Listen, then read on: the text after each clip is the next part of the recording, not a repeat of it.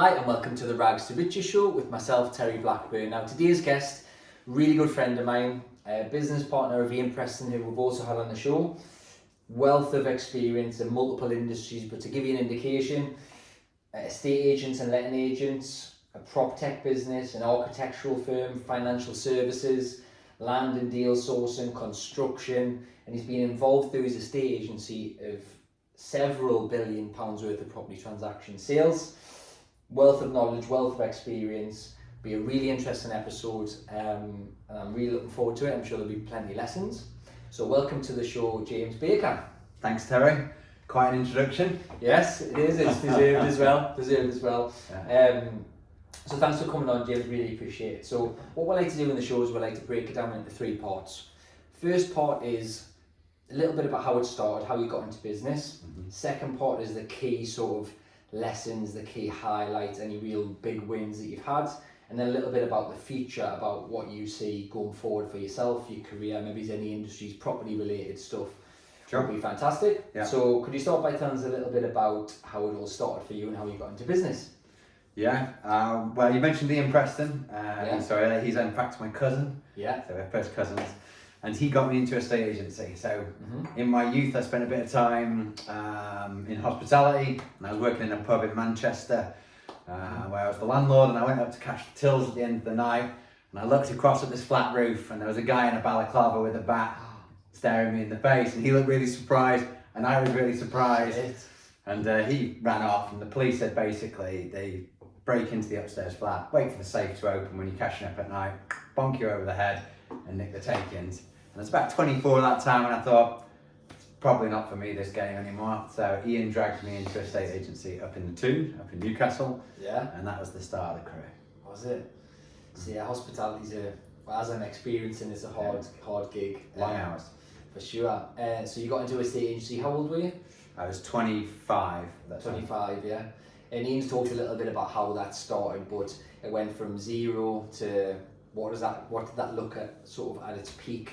Maybe staff-wise, size-wise, office-wise? At a peak, we were probably at about 130, 140 staff. Number of officers, we went up to 7, 8. We've subsequently reduced that down since COVID and the working from home and the ability to service areas from hubs rather than having lots of little offices dotted everywhere, which has reduced the cost basis. But yeah, about 7 officers was on that. 7 officers, fair play, and that's quite a big outfit for anybody in quite an early age as well. How did you find that? Was it a challenge? Did you love it? What was it? How did you sort of find that experience of that growth that in a relatively short space at a young age?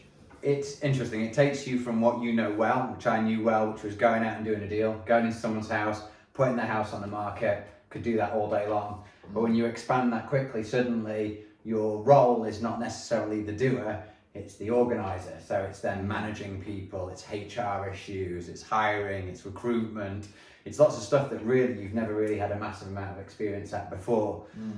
So I found it challenging. I definitely found it challenging. I probably enjoyed the element of going out and doing the stuff rather than the management and the growth aspect. It was exciting, but there were elements of the job that I found a bit of a chew. Yeah, they were difficult to do, that I didn't want to do. I can imagine. I've had quite a big business before. It wasn't of that size and that many staff. It was close, and I definitely found that a challenge at a young age. Yeah. It does take I don't know, did you find it takes, certainly for me, it took a little bit of the enjoyment away as you go through that crazy growth phase. Yeah. You tend to enjoy it a little bit less. Did you find that? Yeah, it's exciting. You know, when you look at the numbers and you're chatting to family and your friends and you're like, I'm doing this, and all like, wow, it's amazing. Yeah. But actually the day-to-day was challenging. I think there's a book of something about Lick the Toad, and it's about basically you've got to do the jobs that you don't want to do first in the day, otherwise you just put them off and you don't do them. So you just do the ones you don't want to do. And so I found that strategy of just doing the bits that I really didn't, HR problems, stuff like that, deal with them at the beginning of the day, and then use the remainder of the day where maybe your energy and your focus is slightly less to do the stuff you enjoy anyway. I think that's a good lesson actually. I think it's Brian Tracy, that book, isn't it? Yeah. And it's, because what happens is if you've got something that you don't really want to do and you put it off, it spoils the whole day because you're dreading actually doing it. You procrastinate, you do it, and what happens? You don't end up doing it. You put it on the next day's to-do list, and actually it then just turns into a bigger problem, a bigger thing you don't want to do. You know, the elephant in the room, just crack on and get it done. Get it done. I think that's a definite lesson for the listeners. If you've got something that you maybe putting off right now, Get it done. Just get it done, yeah. Yeah. Get it done. Love that. So I think you're playing down your success a little bit, because there's lots of things that you do and lots of things that you've done in the past that were amazing, to be fair, from what I know about it. So is there any key moments in your career, anything that you're really proud of, any key wins, any financial big wins that you've had throughout the time in business? I've been involved in a lot of estate agency where I've really enjoyed the aspect of going and delivering great things for people when I've been going out and valuing the house and selling it. But I think the development of the land and new homes business, which we started in 2012, is a big passion of mine. I love development, love property flipping. That part of the business I found particularly rewarding, taking developers who had come in with maybe their first ever development, and now I've got developers doing 70, 100 units a year. We've sort of nurtured them through. I found that a particularly rewarding element of the experience. Working in the largest modular housing, so for Legal and General, we ended up selling the largest modular housing unit. It's now not trading anymore. But that's nothing to do with us. We sold all the units. I think they just decided that modular housing maybe was a step too far at the moment, but that was exciting, seeing how a house can go up in a single day. So there's been lots of key moments that I'll treasure from the land and new homes. Yeah. That's cool. So tell us a little bit more about the modular stuff, because I don't know too much about that. I must admit, there'll be developers listening to this that maybe is interesting. So how does that work? And as a sort of overview, you said a house in a day. Is this literally where they're slotting them in and the pre-built bring them in the back? So they design them typically to go onto the back of lorries, articulated lorries, so they can get them through on wide load and they can deliver them in. And typically the way that the Legal and General and a lot of modular housing works is they work in 4 blocks. So you've got 2 to your ground floor, 2 to your first floor. They just build them in the factory. So you have a very large, I visited the factories, they're amazing. You have a very large factory aircraft hangar styles, and they have like production lines. So the rooms and the floors go on these huge lifts that go across, and each person does their own part, and they come out. Electrics are all in, carpets are all in, kitchens are all in. They put them together. So you build that square like in a day. It goes up, they just fix them all together, steel construction. But the bit that took the time, and the bit that I think with a lot of the models, is the skinning. So they then had to wrap them in brick and put a roof on them, which then is back to sort of the original trade way of doing it, which means that it can be slow, it's subject to getting the right staff and getting people in to do it. So I think there are definitely challenges. I think it can be developed further, and I'm sure in the future it will move further. But Ilke Homes and Legal and General both recently pulled out of the modular housing market. They were some of the biggest companies that did it in the UK, but there are still a number of companies pushing forward with it. So it's interesting. It's at like the early stages. America has a massive amount of modular housing built. I was just about to ask, is there other countries that are really into that, and do you see that as the future of house building, or do you think it's going to have a place? I thought it was going to revolutionise it. I'm not sure it is. But if you go to your local McDonald's, they're all modular. So they're commercial, so pretty much, unless it's in a current building, but if you go onto the motorway or anything like that, those commercial units that they put up really quickly, they're modular. So they're built in a modular factory, they're then brought out, they go up instantaneously. And so if it works within commercial and it works really well, then it's going to work in residential at some point. It's going to be adopted, yeah, definitely. And is there any other, you do your own developments as well? I do, yeah. So as a side hustle, everyone loves the side hustle. Among the profitable side hustle. Among the 10 companies that we've got, I've also over the last 15 years, well, probably a little bit before 15 years mainly, I've done a variety of property flips. I bought farms and converted the barns. I've done straight out builds. I've done student apartment schemes, grade 2 listed buildings that were flats back into one big Georgian townhouse, which we're in now. So about very impressive property, by the way. Thank you very much, Terry. I'll do you a discount when you stay. Free. Yeah, no, I love that. So you've done loads of development. Tell us a little bit more about, because there's a lot of investors and developers listening.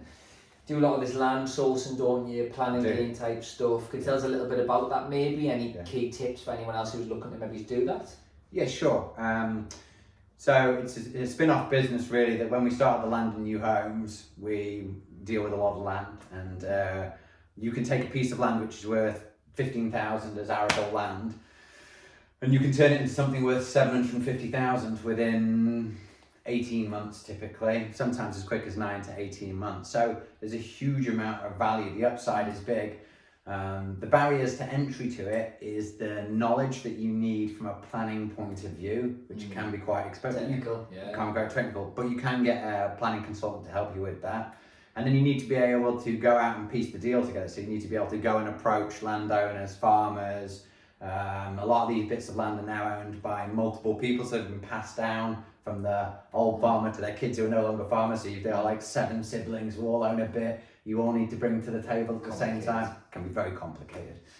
So there's a lot of complications which make it quite a difficult thing to do. And it's historically been done by older chartered surveyors who are a little bit more slower in their approach to the market. Whereas when I approach it with a certain amount of vigor and sales enthusiasm. We want to do a lot of them. We want to do so.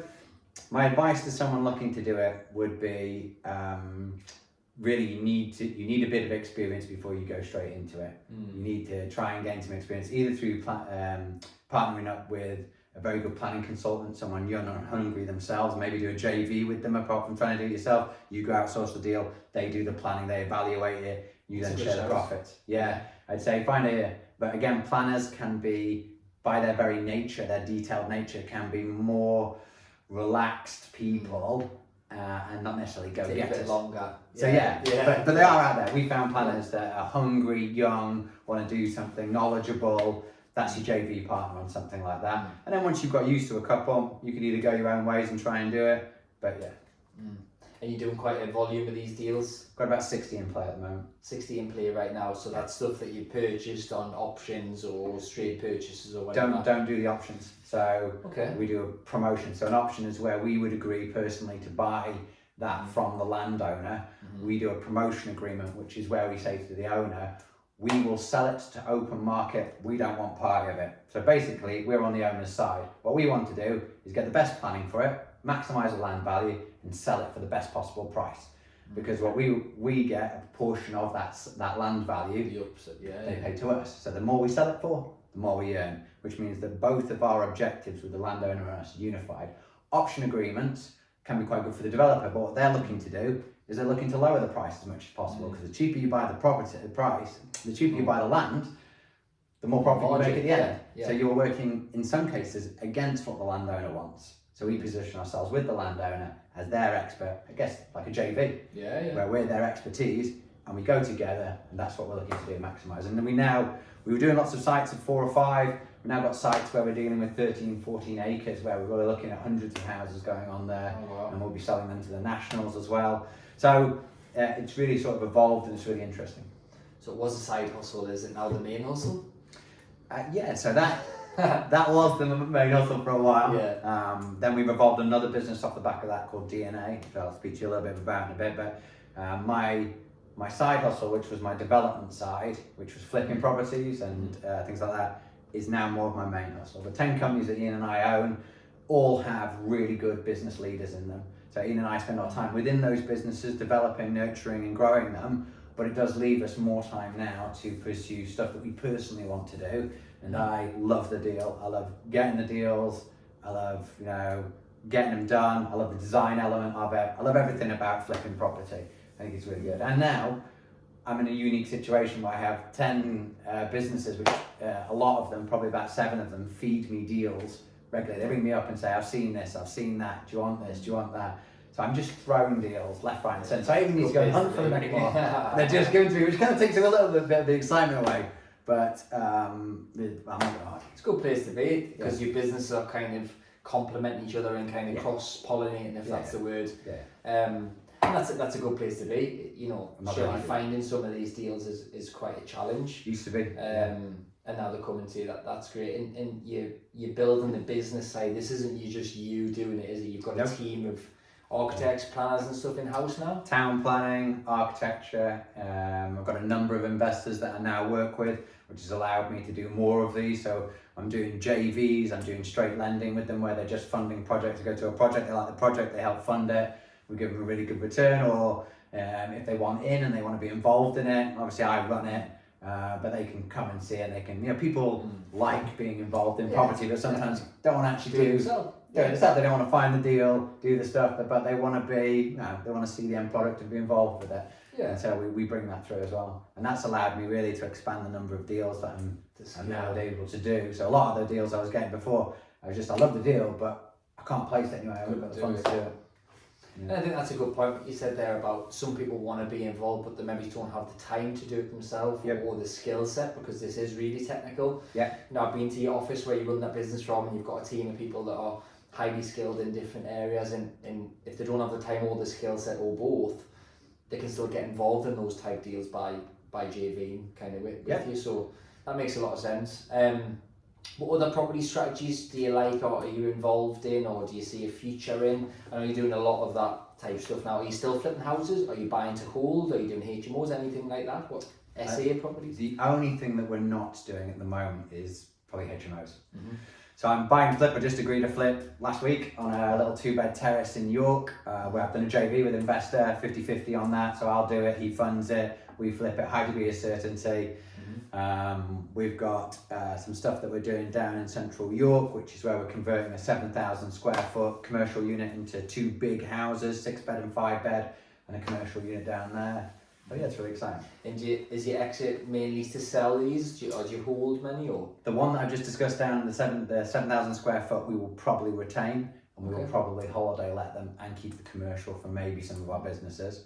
But the flip that I'm doing, the 2-bed terrace, that's a straight in and out. That's a 4-week to 6-week renovation job, and that's a sale, liquidate the SPV, and then both of us go our separate ways after taking our profit. And so I'll do a mixture of these where we retain them and where we just flip them out.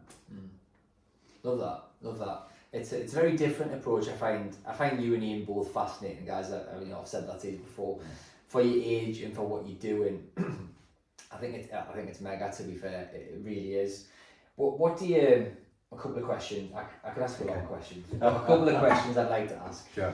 So, what do you see? Do you foresee yourself doing that for a long time? Do you think there's a lot of scope for that market still to grow regardless of what's going on in the economy? Do you think there's land stuff? Is that where you think it's at, or do you think there's maybe stuff that's going to come that's different? Is that kind of your thing at the moment, or it's hard to judge. I can't see anything that's going to come that's different. But then I've set up several spin-off businesses off the back of other businesses that we never saw coming. No, I think property flipping, providing you can find the deal, will be around. There's always going to be money in that, isn't there? Always going to be money in that. It's just finding the right deal. And what we have is I know the property markets all over Yorkshire very well, so I know what stuff's going to sell for. I know we've built loads of stuff. I know what it's going to build for. I can evaluate stuff myself without a builder or a surveyor coming out. So we can be quick to move. So yeah, I think I enjoy that. You can also pick it up and take it away, so I don't have to do deals if I don't want. So if I want a bit of time away from the business, I just don't do the deal. I just maybe give the deal to someone else or just leave the deal alone. So I think I probably would do this into my twilight years of work. Is that fair? Love it. Why not? If you enjoy it and it's good money. And some of the numbers you've mentioned to me is there any numbers that you're happy to share on any particular deals that you've done that were like, wow, that is like? Yeah, I mean, on the property development side, we recently bought a commercial building in York. We secured the building for 200,000. We got planning permission to convert it. We got several planning permissions, but we ended up converting it into 4 apartments. I managed to bring the build in. I got a number of quotes from sort of quantity surveyors and stuff who told me the build was going to cost me 650, which I said it's not. I bought it in for 390, and we just had them valued at 1.2 million. Yeah. So what you all in at that? 600. You all in? You're looking at about £500,000 worth of profit out of that. We did that one last year. Now we've retained those, but yeah, I've been chasing that building for 3 years. Really? Yeah, 3 years. We've been in contact with the owner. It just happened that the owner who we were in contact unfortunately died, and it went to his daughters, and And we spoke to them, they wanted rid of it, we bought it at the same time, so we got it for what we thought was a fair market value. It had a commercial tenant, which to get rid of, it took a bit of negotiation, it wasn't quite straightforward. Yeah. And the build cost, I just ran the project and we brought it in for what I wanted to bring it in, or slightly under what I wanted to bring it in for. We made really that's 30% below what they were telling. Yeah, some of the numbers were that's crazy. quite. But we had two like that. Because I said, the first one I said, no. Yeah. Second one I was like, maybe I'm wrong here. They had to really go through it and work out whether I was going to be right or not. I was like, no, I know I'm right. And we did it to a high spec. We put like roll top, we kept one of them as a holiday let, and we put a roll top cast iron bath on the balcony and overlooking towards the Minster, and put a big cherry blossom tree throughout and stuff like that. Oh, wow. So it wasn't like we did it on the cheap. We did a nice finish. You went for it. Yeah. And Ian said something about in his business, in all the businesses that you both jointly own, you always try and go for a premium, as in not competing on the price and going to the lower end. Is that something that I'm assuming that's intentional. Is that something that you do in your flips as well? Are you going after that higher sort of end stuff? Yeah, so when I evaluate a deal, I always work on a much higher build cost and a much lower sale price, but I'll always have a very keen idea of where that sale price is, and it will be towards the higher end. I'm not going to look to break the sealant on a street typically, because you're looking for that one individual buyer, and to be honest, on a flip, I want in and I want out. And therefore I'm looking towards the high, just above average really, price. And I'll put it in at a keen price with a view that I'll get several buyers in, and hopefully we'll get above asking price is the view that I'll look at that. I think that's really interesting, and a lot of people in business that don't kind of, I know you're saying you're conservative with your projections and numbers, but if you're going after that higher, that premium spec, I think there's always going to be a market for that, isn't there? No matter what, and you're not kind of competing. A lot of time when you compete on price, it's a race to the bottom, isn't it? Yeah. In this way, you seem to be doing that with most things that you're involved in. Like the property you're sitting in is quite high spec. So fair play, absolutely love that. Absolutely love that. What does the future hold for James, and what does the future hold for property investors and developers, in your opinion? Future hold for property investors and developers. I think it's much the same. So I think the outlook when you're looking at the financial market is relatively stable. So we've got interest rates aren't going up at the moment. In fact, a lot of banks and stuff that we talk to now are talking about reducing rates. Not down to where they were, that was crazy. But at a rate that makes business worthwhile doing. So I think the property market's going to recover well. Not that it was really not that it really went down like 2008 last year, but it was certainly a little bit more subdued. So I think the market will recover, and I think there's great opportunities in land. There's a housing crisis, there's a huge demand for residential. So I think there's lots of opportunity for people out there. On the flip side, there are a lot of people in this game now. That's true. It seems to be cool to be an investor now, doesn't it? That's it. Everyone's trying to do it. And everyone's trying to do it. So in some instances, there's a lot more competition with what you're going for, which is why we concentrate typically on off-market deals and not on-market. Typically, if it's on Rightmove and it's land, I personally won't touch it because it's probably not sold. It's too late, is it? It's too late. It's too late to the party. You want something that's off-market.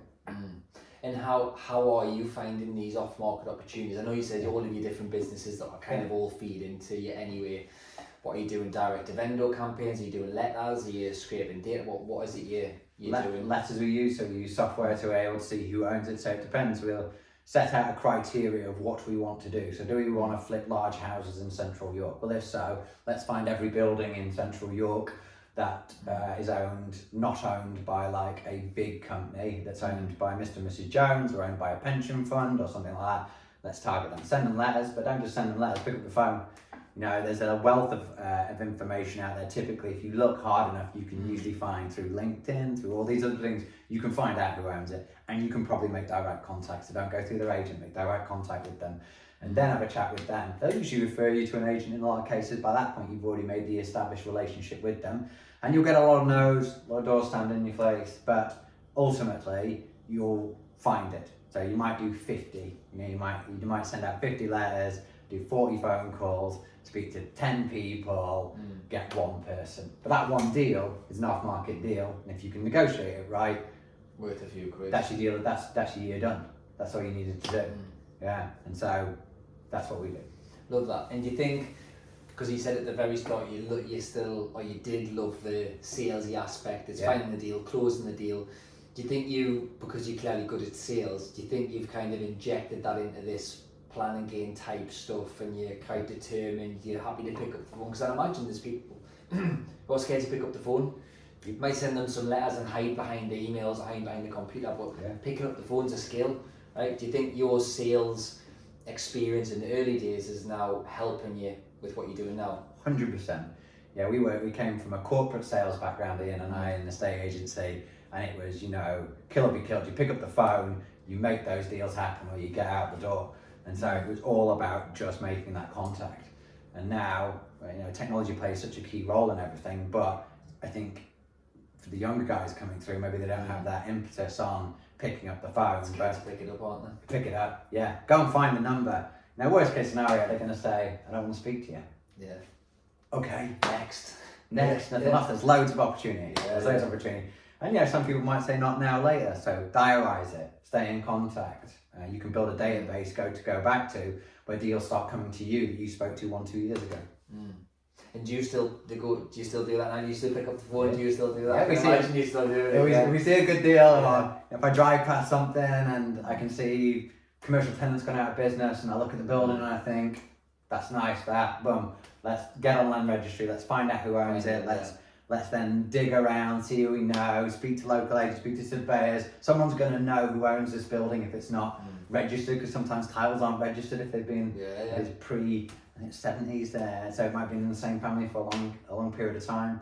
But you can dig around and you can find usually. There aren't many, there have been some, but we haven't been able to find the owners of. Yeah. Do you come to life here a little bit when you're talking about that? I think you still love that part of the deal type thing. Do the deal, yeah. Selling and buying, that's what it's about. Love that. I love that. It's a lost art though, isn't it? In salespeople, for some reason, have got a bit of a bad rep, haven't they now? Yeah. Maybe it's because they're double glazing. Salespeople, salespeople, maybe the slimy salesperson, but sales, I'm huge on sales. I love sales. Yeah. And I think it's helped me in every business that I've been involved in. It sounds like it's helped you, and massively. And the way I approach a deal is the win-win.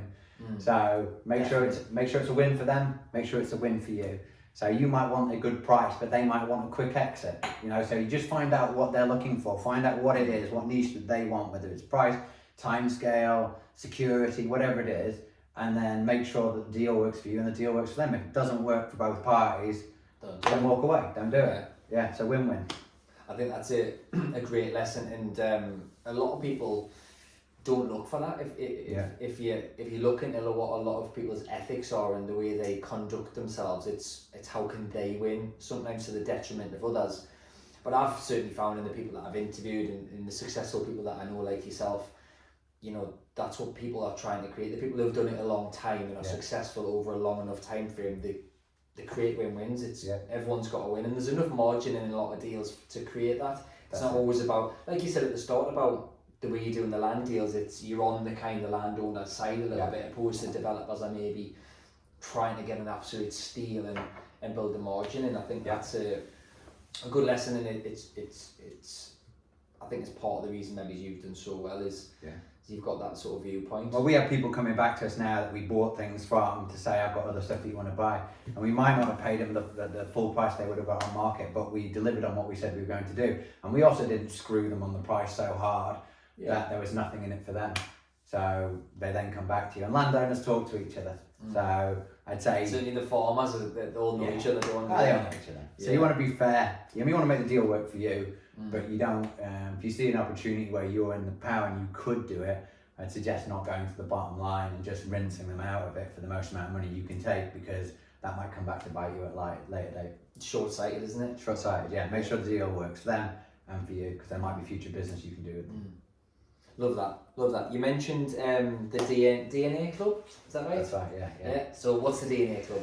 So as most of our businesses are amalgamated from other businesses as we've been trading, and I mentioned one of the key things that I really enjoyed about my time within the Land and New Homes when I set it up was taking developers, like myself when I first started out, but taking developers from their first site through to doing mega sites, 70s, stuff like that. It's a great thing to watch the experience, and we have a lot of knowledge within our team about what we're doing with that. So DNA is the Developers Network Association, and basically what it is it's a it's a way that developers can grow their business without growing their teams. So there's lots of growing issues when you're a developer. We can take over snagging services, introduction to lenders, valuation reports, planning assessments. We can do all of this for them. And we also combine it with every 2 months we do a peer-to-peer meeting where we get in keynote speakers around planning. We get national house building CEOs to come in and have a chat with them about how they started out in the future and how they see the market, financial aspects and things like that. Because again, when you're an SME guy and you're on your own, you might just be you with a couple of people and it's you running it. It's become quite a lonely space. And where do you get your career? Where do you get development from? How do you learn all these skills? Like I was thrown in to doing all these things like HR and all that stuff as you grow. Fortunately, I had Ian with me, and so we were doing it as a family. But if you're on your own, it can be incredibly tough and scary. And where do you learn that? So we're just trying to create a place for people to be able to, who are in growth mode, who are small and medium sized, to really expand up to what they can hopefully be.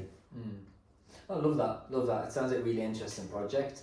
And how do they get involved in that? If someone listening is interested in that, if they're interested, then Terry, just put my details out there. It's not me running it. It's my London New Homes director, Claire Scott, that's running the DNA project. But get in contact with me. We'll have an initial chat with you. If you're doing your first development, it's probably at this stage not for you, although because we are looking for people who have already got a bit of an established thing for our first setup group. Yeah. But we are going to start a sort of foundation base as well for people looking into development, where we can introduce funding, we can do deal clinics. They bring a deal to us, we evaluate the deal for them, we can introduce them. Service, So really it's just going to give them the skills and the knowledge, or parts of the skills and knowledge. They might have loads here and not some there. We can sort of round it off to make sure that their first couple of projects are really successful. So get in contact with me. I'll refer you across to Claire. We'll have an initial chat and just see if it's something of interest. Love that. 2 more questions. If someone's, you've answered it a little bit, but I think it's good to get some specifics on it. Yeah. If someone's wanting to get into developing or into planning games, is there any sort of advice that you would give them? Because you've been there, you've done it, you started from nothing, you've went through the ranks and done all the reps, and now you're doing sort of large stuff at 60 odd sites. Any sort of generalised advice that you would give people? Super basic. I mean, I would start small. So when I started with a little house, a little apartment flip, 50 grand apartment flip, and then I moved on from those. When we started our planning business, we started with really small stuff, test it, make sure it's for you, and make sure it works. Unfortunately, with the advent of sort of some social media platforms now, everyone's about selling the dream. Like, I'm doing this, I'm doing that. It's all big, but a lot of it sometimes is. It's not true. It's not true. Definitely. So people get sold. Like my nephew, who's 20, is like, I need to be doing this, need to be doing that. So actually, you probably just need to do the basics to start off with. Get a little house, do a little flip, make sure it works for you. Even if the profit's not major, you can have a high level of certainty to sale when it's something small and there's a big market for it, which means you're not going to lose money. Yeah. No, I love that and completely agree. There's a lot of people on social media that are saying one thing and doing another, or saying things that maybe's read, that maybe can speak online, but they haven't actually done it themselves. And I think a lot of people get duped into this shiny penny kind of syndrome of, look at all these weird, I mean, you might see someone online talking about a monster development they're doing, and you might think, I could do that, or they're telling you they'll train you how to do it, but in reality, like, get one of those wrong. You can be bankruptcy, you can be end of everything, lose everything, and starting small, although nobody wants to hear that, because they all want the big success yesterday. You've just got to do the reps. You've done it 15 plus years, like you said, you've got to do the reps. And got to do your time. You probably weren't doing land deals that make you 700 grand 15 years ago. No. You just can't skip those reps, can you? No, you can't, because you learn a lot from it. And we've had a lot of business failures. We've had businesses that haven't worked, and I'm a big believer in that you learn more from the failures than often you do from the successes. But you've got to go out and do those. Definitely. You've got to put yourself on the pitch to score the goal, haven't you? 100%. Love that. And the last question I ask everybody, because it's called the Rags to Riches show, is what does being rich mean to you? Because you're clearly a wealthy guy, you've been very successful, but being rich can mean different things. It can be rich in your personal life, in time, in loads of different things. So what does being rich mean to James Baker? Being rich. I think it's about quality of time. So I'm now able to spend more time doing stuff like development flips, which I love doing. I'm able to spend more time abroad, which I like. Yeah. A lot of people like. Holidays. I'm able to, you know, if I have a hobby that I really like, cars or something like that, I'm able to spend time and money on that. So it affords me a level of quality to the time in work and also out of work. I think that's probably. Love that. I think that's great, and it's not always about money. And I think as you get more money, it becomes less about the money, doesn't it? Was it about the money at the start for Oh, you? yeah. Yeah. Oh, Definitely yeah. was for me as well. Start my career when I had nothing. Yeah. It's all money, yeah. Yeah, it's all money. Yeah. You know, when you're in your 1-bedroom flat or your bed set and you know you're like you've got aspirations of where you want to go, then it's all about the money. But now it's about the quality of time I get to spend with my family. It's about the quality of time and stuff that I get to do that I'm passionate about doing outside of the businesses. And also, I now get to spend more time doing jobs that I want to do. I don't have to lick the toad as much. Yeah. Because I have other people that can lick the toad. Yeah. I think that's a good way to end the episode about licking toes. But James, thank you so much. If anybody wants to reach out, you know, I strongly recommend reaching out to this guy. He's just getting onto his social media. He's very successful in business, but doesn't do that much on social media. But that's coming. So It's changing. Yeah, it's changing, getting up with the times. But if someone wants to reach out to you, if they're interested in following you, looking at your journey or anything, what's the best way for them to reach out? Is it social media? Is it Probably Instagram at the moment. We're just starting out on that front, but I'll give you an email address and Instagram. Put it in the show notes. Yeah, people can get in touch. Reach out that way. Perfect. Well, James, thank you so much. Really enjoyed that. Thanks for your time. Appreciate it, Terry. Thanks a lot. Thanks, mate.